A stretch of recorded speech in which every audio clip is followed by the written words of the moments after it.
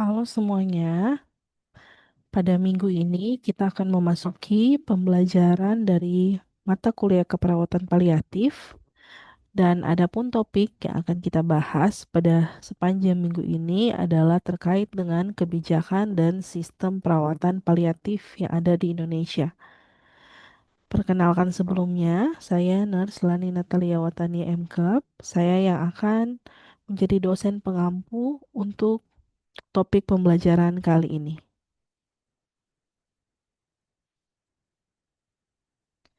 Sebelum kita melangkah lebih jauh untuk mempelajari topik di sepanjang minggu ini, saya akan menginfokan tujuan pembelajaran yang harus dicapai oleh mahasiswa setelah mengikuti pembelajaran di minggu ini. Mahasiswa diharapkan mampu untuk menjabarkan kebijakan, sistem terkait, tantangan dalam perawatan paliatif, serta mampu untuk mengemukakan atau mengidentifikasi apa saja tren dan isu dalam perawatan paliatif yang ada saat ini. Baik, sekarang sebelum kita membahas lebih jauh terkait topik kita perlu mengetahui dulu apa saja latar belakang dan bagaimana kondisi yang kita hadapi saat ini di Indonesia. Seperti yang kita tahu bahwa peningkatan jumlah penduduk lanjut usia dan penyakit tidak menular atau PTM menjadikan perawatan paliatif menjadi bagian yang penting dari sistem kesehatan. Indonesia memiliki begitu banyak penduduk yang di dalamnya terdapat banyak lansia dan juga penduduk yang memiliki PTM, sehingga pelayanan paliatif menjadi sangat-sangat penting. Dari perspektif WHO atau World Health Organization menyatakan bahwa perawatan paliatif adalah bagian dari hak asasi manusia untuk pelayanan kesehatan yang komprehensif, sehingga dinilai bahwa perawatan paliatif ini adalah hal yang wajib didapatkan oleh setiap warga negara. Walaupun demikian, kita dapat melihat bahwa adanya kesenjangan yang dapat dirasakan oleh masyarakat, yaitu adanya perbedaan signifikan dalam akses ke layanan kesehatan, keberlanjutan layanan kesehatan, dan juga integrasi dari layanan paliatif, baik di Indonesia sendiri maupun sebenarnya di beberapa negara yang lain. Oke, kita juga perlu memahami apa saja ruang lingkup perawatan paliatif. Seperti yang sudah dipelajari oleh mahasiswa di minggu-minggu sebelumnya, saya akan reminder kembali terkait dengan perawatan paliatif ya. Jadi perawatan paliatif adalah pendekatan yang meningkatkan kualitas hidup pasien dan keluarga saat menghadapi penyakit yang mengancam nyawa atau jiwa melalui pencegahan, kemudian peredaan penderitaan melalui identifikasi dini, penilaian menyeluruh, dan pengobatan nyeri serta masalah fisik, psikososial, dan juga spiritual. Jadi paliatif ini benar-benar komprehensif dan juga holistik bagi pasien. Kemudian ruang lingkup ataupun target pasien seperti apa yang bisa kita rawat dengan paliatif, yaitu pasien yang dalam kondisi terminal seperti pasien kanker maupun non-kanker, bisa mencakup usia anak sampai dewasa. Settingnya ada di berbagai setting, mulai dari rumah sakit, komunitas, dan juga rumah. Jadi sebenarnya ruang lingkup atau trajektori dari perawatan paliatif ini begitu luas dan tidak hanya berfokus kepada penyakit terminal, tetapi juga pada penyakit kronis. Kemudian sistem dan kebijakan yang efektif mencakup di dalamnya ada regulasi, pembiayaan, sumber daya manusia, model layanan kesehatan, apakah itu hospital base, home base, atau community base, dan juga diharapkan adanya integrasi antar level pelayanan.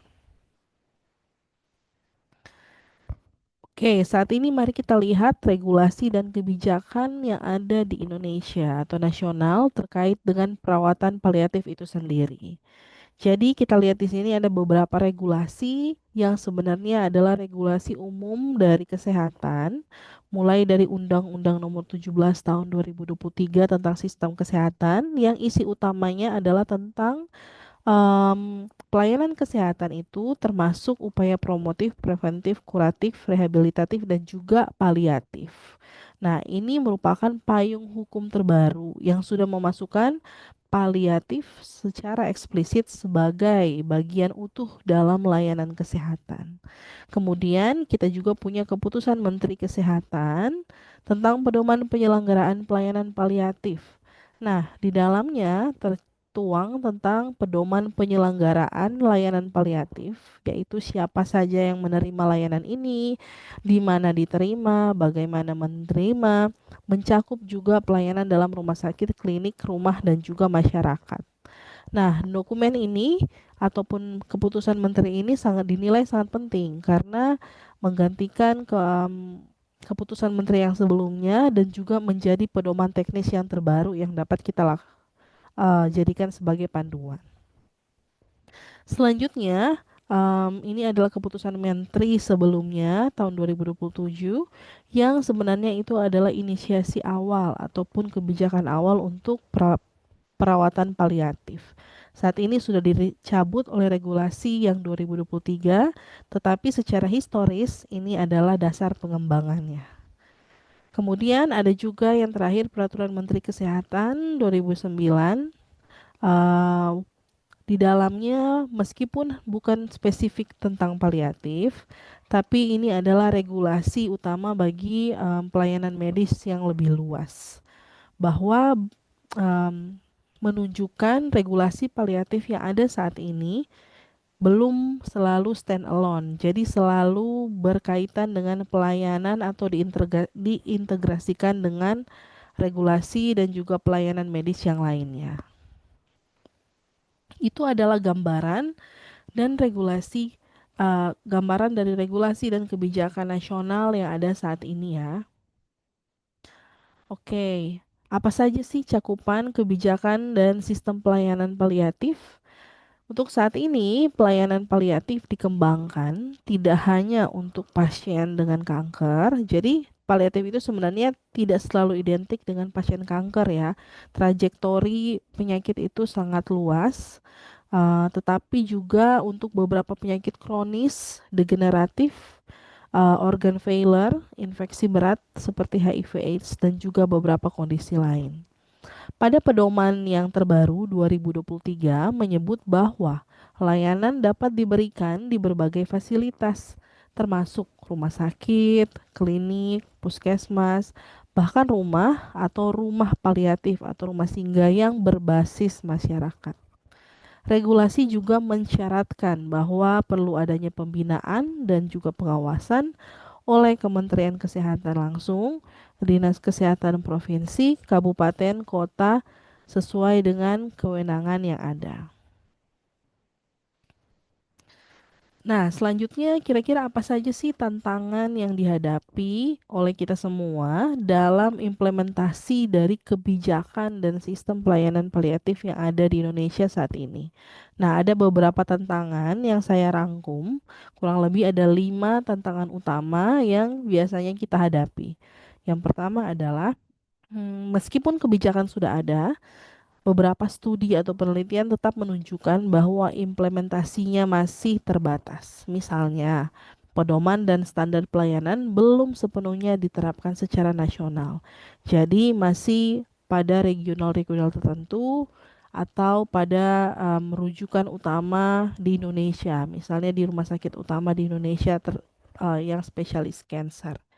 Jadi untuk implementasi dia masih belum menyeluruh ya. Ini memang menjadi tantangan karena Indonesia memiliki kondisi geografis yang luas, juga terdiri dari kepulauan, sehingga penerapan dari pelayanan paliatif ini juga menjadi menantang.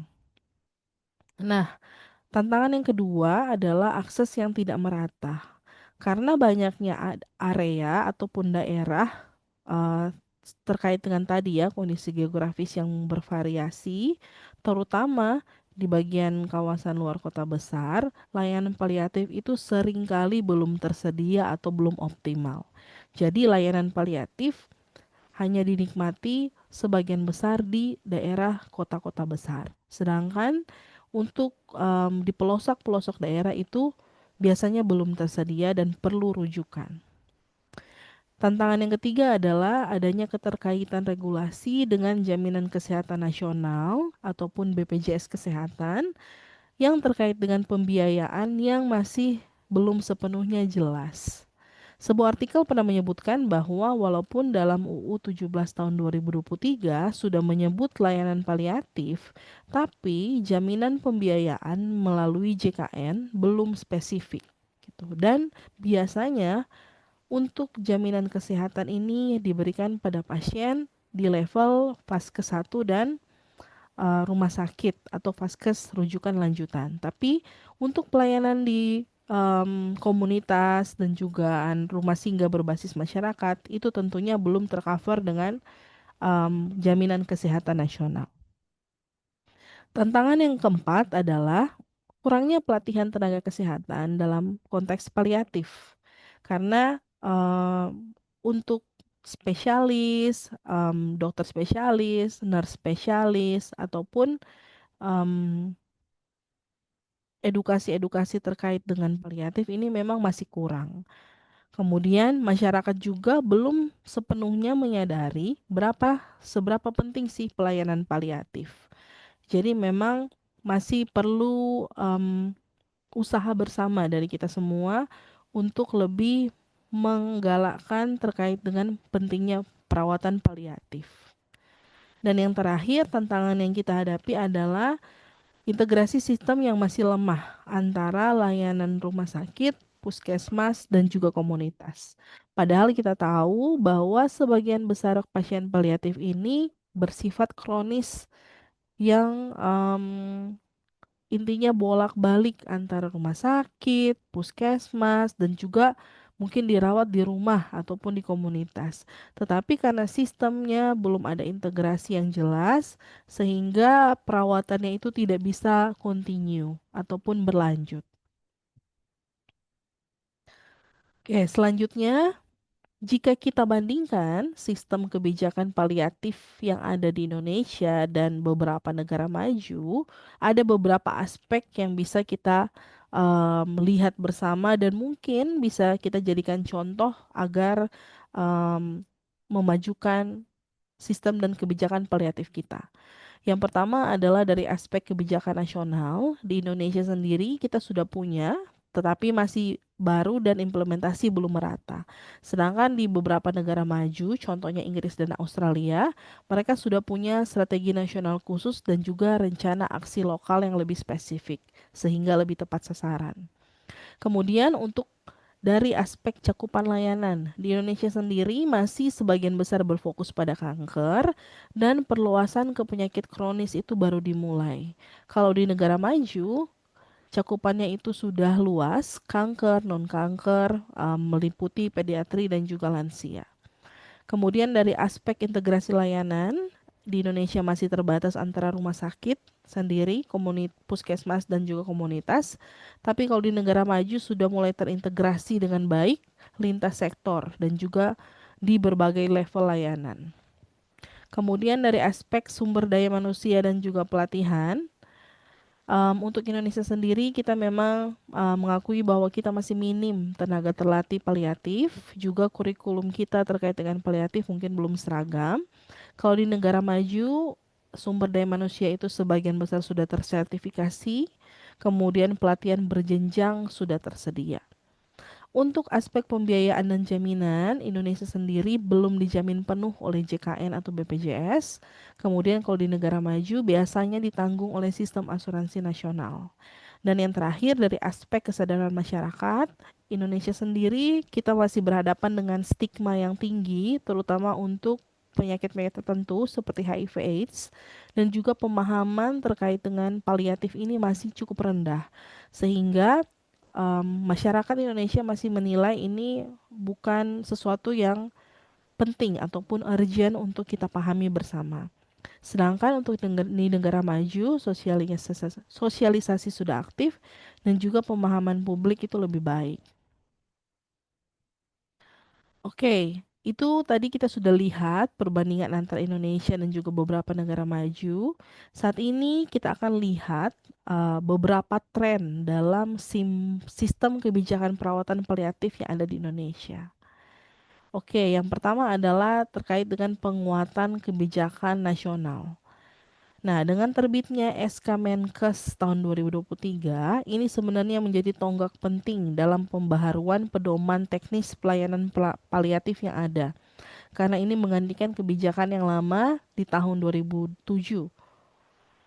Kemudian layanan paliatif juga diakui dalam Undang-Undang 17 tahun 2023 sebagai bagian dari layanan kesehatan yang wajib disediakan. Jadi sebenarnya trennya ini sudah membaik ya, karena sudah ada penguatan kebijakan nasional. Kemudian kita bisa lihat trennya makin ke sini adalah adanya perluasan cakupan layanan. Pelayanan paliatif yang sebelumnya hanya terbatas bagi pasien kanker, stadium akhir saat ini mulai mencakup penyakit kronis lainnya dengan penyakit degeneratif, gagal organ, HIV/AIDS, dan juga kondisi-kondisi tertentu yang butuh dukungan holistik. Kemudian, tren yang ada saat ini adalah peningkatan minat akademik dan juga pendidikan. Mulai bermunculan berbagai penelitian-penelitian khusus paliatif, pelatihan tenaga kesehatan yang bersifat spesialistik, juga masuknya topik paliatif dalam kurikulum beberapa institusi pendidikan kesehatan. Dan juga saat ini sudah ada di keperawatan sendiri sudah ada spesialis onkologi yang sudah dimulai dari salah satu universitas di Indonesia. Kemudian adanya pengembangan model komunitas. Nah, pengembangan ini adalah inisiatif perawatan paliatif berbasis masyarakat dan juga home care yang mulai dikembangkan secara lokal, terutama oleh rumah sakit daerah, beberapa NGO, komunitas relawan. Contoh, ada pengembangan rumah singgah kanker atau rumah singgah paliatif. Nah, itu sangat membantu sekali bagi pasien-pasien paliatif, terlebih khusus pasien kanker, untuk lebih gampang untuk mengakses layanan kesehatan. Kemudian mulai muncul tren dalam kolaborasi multisektor. Adanya kolaborasi lintas sektor yang di dalamnya ada pemerintah, akademisi, LSM, rumah sakit, komunitas yang mulai dibangun untuk memperluas cakupan dan edukasi tentang layanan paliatif. Secara umum kita lihat bersama bahwa tren-tren yang ada saat ini bergerak ke arah yang lebih positif dan lebih baik, dan harapannya semakin ke depan kita juga semakin aware dengan perawatan paliatif di masyarakat. Baik, selain tren, ada juga tentunya isu dalam sistem kebijakan perawatan paliatif di Indonesia. Nah, ada beberapa isu yang saya rangkum. Yang pertama adalah yang sudah seperti disebutkan sebelumnya, ada implementasi kebijakan yang belum merata.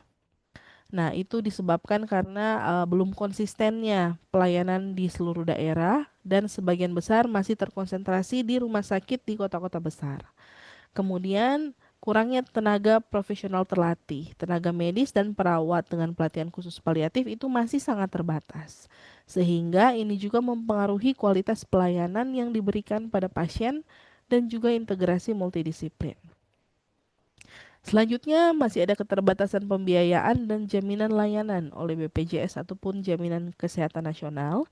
Belum ada pembiayaan khusus dari JKN atau BPJS untuk layanan paliatif secara komprehensif.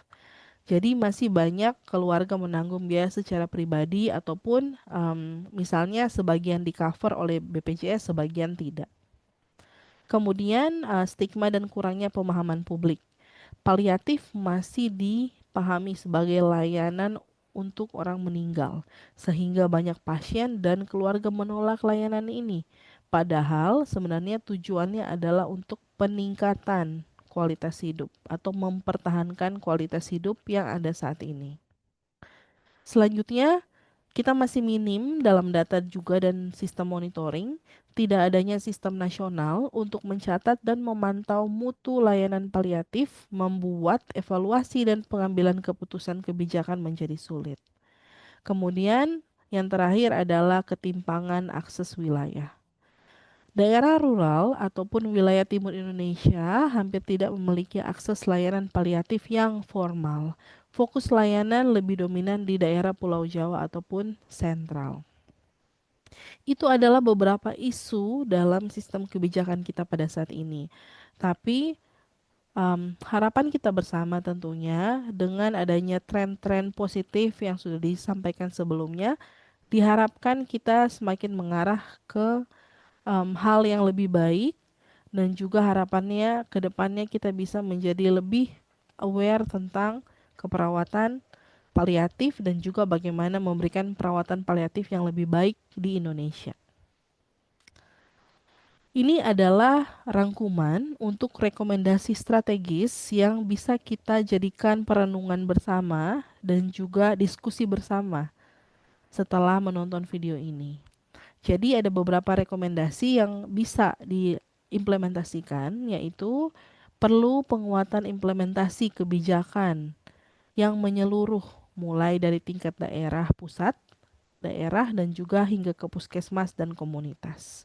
Kemudian yang kedua adalah diperlukan integrasi layanan paliatif khusus dalam JKN, termasuk aspek pembiayaan dan juga monitoring layanan. Jadi tidak hanya terbatas pada pelayanan pada saat di rumah sakit, tapi juga termasuk dalam monitoring pasien pada saat mereka sudah di rumah.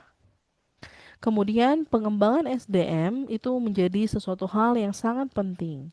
Pelatihan dan juga keterlibatan tenaga kesehatan primer dalam meningkatkan ilmu pengetahuan terkait paliatif itu menjadi dasar utama untuk membentuk SDM yang baik dalam memberikan layanan paliatif di Indonesia.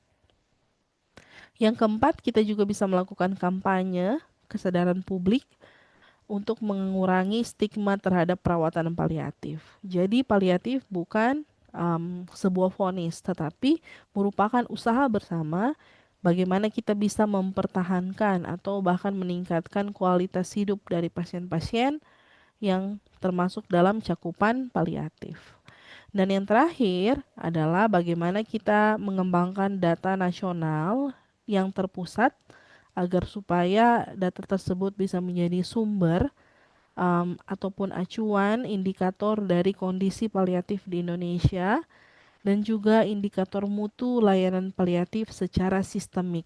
Hal ini menjadi sangat penting karena tanpa punya basis data nasional yang baik, kita tidak bisa mengukur bagaimana kita ketercapaian seluruh program-program yang sudah kita usahakan. Itu adalah rangkuman dari rekomendasi strategis yang dapat kita renungkan dan juga dapat kita lakukan bersama. Dan melalui topik di hari ini, saya harap seluruh mahasiswa bisa mulai berefleksi diri. Saya sebagai seorang mahasiswa, kira-kira apa yang bisa saya berikan untuk Indonesia terkait dengan sistem dan juga kebijakan perawatan paliatif yang ada saat ini.